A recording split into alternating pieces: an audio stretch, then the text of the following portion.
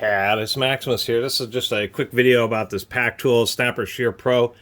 This is a cement fiberboard siding cutting shear that's designed to be run with a drill. $65 versus around the $200 that corded or even cordless cement fiberboard shears cost. So a lot of people have been buying this particular unit just because it's so much cheaper. And generally people have had good luck with it. It's super simple. I mean, there's no gears or anything. We have two ball bearings that hold the spindle and a third ball bearing in here that's on an eccentric cam.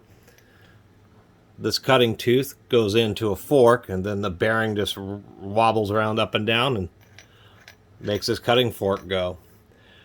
Did see one review where this broke, and I can see where this is just a bit thin, where a lot of other cement fiberboard cutting shears do have a thicker cutter. Other than that, has two stabilization feet just because it is in the drill. And I kind of like the fact that I had this little deflector in there. Now, unfortunately, when you're cutting a lot of cement fiberboard, not only does this tooth end up getting worn, and it's a little bit loose in there, it's okay, but it is not as tight as some corded models. I couldn't figure out where my corded one is. But the other thing that wears, since it is cement fiberboard, is right along these interior edges of these two outer dies or shears. And on corded models, you can actually take and pull those out, flip them over this way, or flip them over a long way so you can get new cutting edges. So you replace this, and then you can flip over these two pieces. Or on this one, it has this odd cutout, which they didn't include on this side. And so this thing really isn't designed for as long a term of use as a corded dedicated model.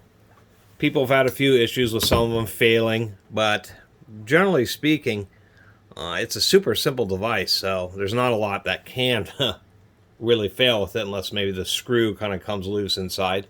Generally speaking, it seems that people have pretty good luck, but they're doing like one siding job. This is not something I'd recommend for a commercial contractor or anything like that who's installing a lot of siding. People have had some issues with it burning up some of the gearboxes and the drills, and I suspect that they're running it too fast and it's just overheating the gears to the point to where they actually lose their hardness. I'm going to try to get this in this drill here, and that's how they're blowing it out. So I would recommend actually running in a lower speed. Anyway, how it works is you just hold the handle, you use the drill,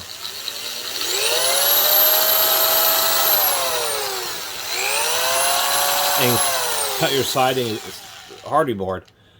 Both the side handle and the feet are just to help stabilize it, so it's really funky to use. It's just that it's so much cheaper. I don't know how well we're going to work on cutting this. It won't even really cut this. It's really made for thick, very brittle material like cementitious siding.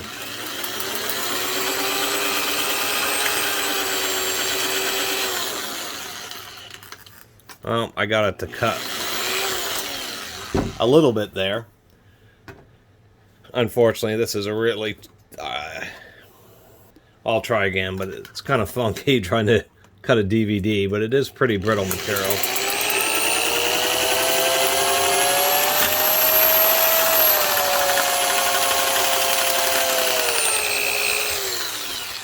Sheet metal shears, which look real similar to these tools, cut materials